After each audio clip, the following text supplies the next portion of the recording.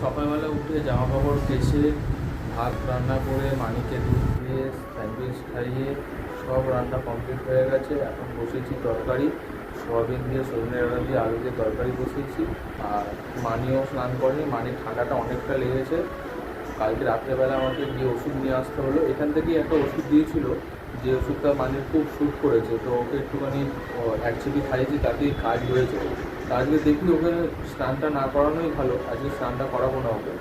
আর এদিকে তো বৃষ্টি একদমই হচ্ছে না, কলকাতা অনেক বৃষ্টি হচ্ছে, এদিকে একদমই বৃষ্টি হচ্ছে না। শুরু থেকে 1 মাস ধরে রয়েছি আমরা, এক ফোঁটা বৃষ্টি নেই। মানি এখানে আঁকছে। কি আঁকছো মা? টমেটো আঁকছে মনে হয়। হ্যাঁ, টমেটো আঁকছে।